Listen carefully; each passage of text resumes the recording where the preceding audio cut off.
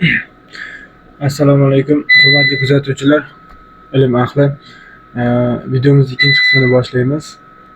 Demak, birinchi navbatda biz BST, ya'ni onlaynga kiramiz. Lik 60 HPLC.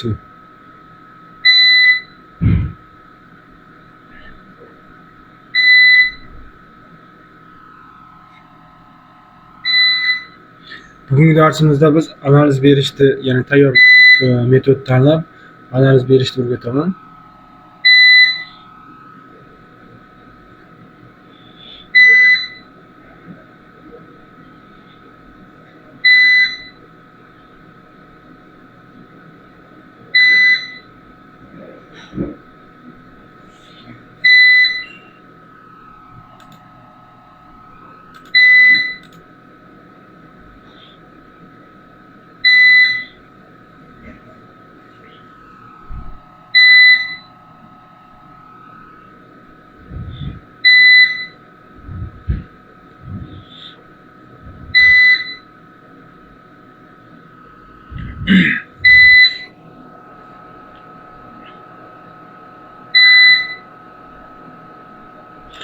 Mana ilova ochildi.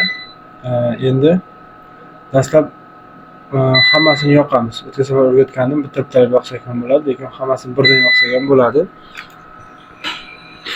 Mana o'sha mahsulotlar ishlab boshladi.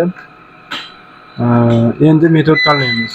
Metod bo'yicha biz aminokislota mix, ya'ni amino akid 8.2 C18 kalonkali metod tanlaymiz. Bu yerda yozib qo'yibdi, 1 ml minutda bosim 123 bar bo'lgandan keyin analizga berilsin deb. Demak, mana bu bosim 123 gacha tushishi kerak. Xo'sh, temperatura 40 daraja bo'lishi kerak ekan.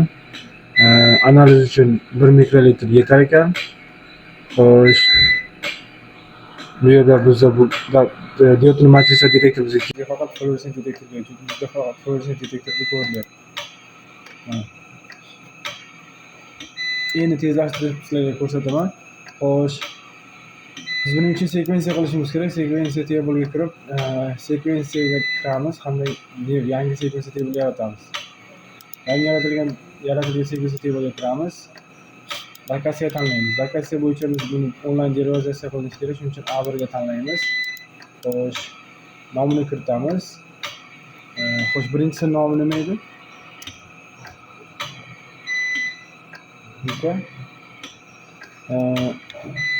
Vika o'simligi yer ildizi, to'g'rimi? Ildizi deylik. Demak, Vika o'simligi ildizini aminokislotalarini ko'rmoqchi bo'lyapmiz. Gidrolizlangan bu, albatta. Metod tanlaymiz. Qaysi metod tanlaymiz? Demak, birinchi dastlab tanlagan metodimiz 8.2 C18 kalonkali metod. Xo'sh, mana. Endi bizda bir nechta namuna ham bo'lishi mumkin bu yerda. Shu sababli yana qo'shsak bo'ladi. Sichqonchani o'ng tomonini bosib, apparent lines. Bizda 4 ta namuna bor, bittasi tayyor bo'ldi, 3 ta kerak. Hammasini belgilab turib, pastga mana bosadigan bo'lsak, hammasini xuddi shunday belgilaymiz. Endi mana bularda hammasida biz derivaziyasi bo'lgani sababli hammasida birni tanlaymiz.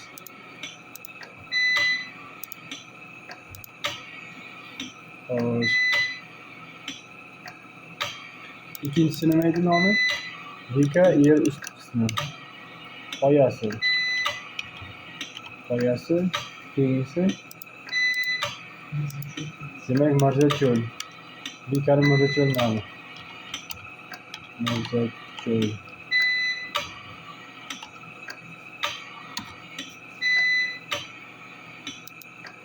Ildizi hamda marjacho'l.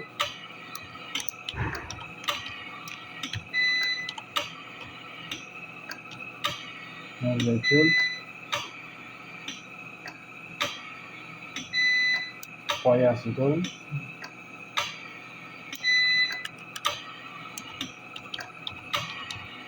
Qoyasi.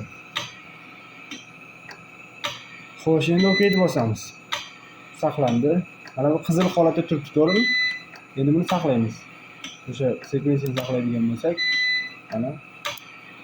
Demak, o'zgartiramiz buni. Analizni Vika o'simligi uchun qilinayotgan analiz. Vika amino kislota desak bo'ladi, to'g'rimi? Bugun sana 30, 04, 2025.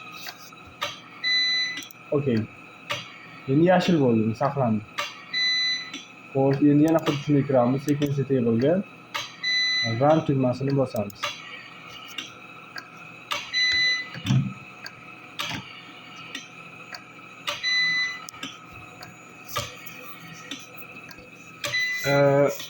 Bu yerda ko'rishimiz mumkin. Birinchi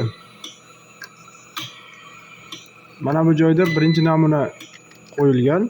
Ikkinchiga qo'yamiz namunani. Onlayn derivaziya qilinadi. Mana birinchi turgan baratniy bufer bo'ladi. Ikkinchi namunamiz, uchinchisi mana bu opa, keyingisi fmog, hamda uchinchimiz,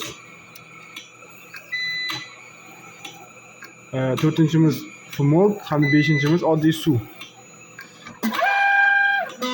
Onlayn derivaziya jarayoni.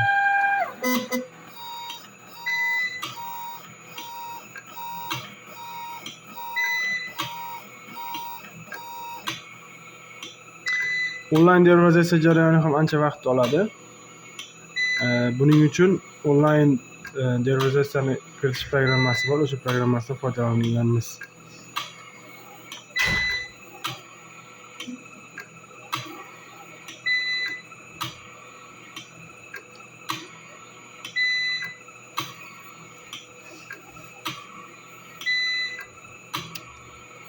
Biz qo'ygan namuna demak 1 mikrolitr namunadan olyapmiz.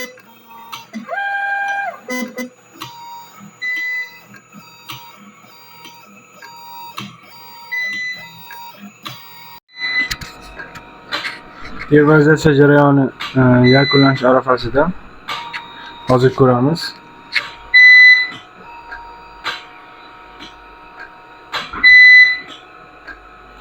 Tugatildi. Mavzu kiritildi kolonkaga. Analiz boshlandi. Demak, analiz vaqti 30 daqiqa ekan. Shu Vika ildizi 30 daqiqa davomida turli xil piklar chiqishini ko'rishimiz mumkin va analiz tugagandan so'ng o'zi to'g'ridan-to'g'ri report qilib beradi, ya'ni natijani chiqarib beradi. Natijaga qarab biz ma'lumotlar olishimiz mumkin. Tugagandan so'ng yuvishga qo'yib kolonka yuviladi. Kalirovkasini ko'rsatishim mumkin. Mana xuddi shunday report chiqarib beradi. Mana aminoksatalar, ya'ni o'sha fluorescent detektorda ko'rilgan 16 xil aminoksatalar ko'rinishi.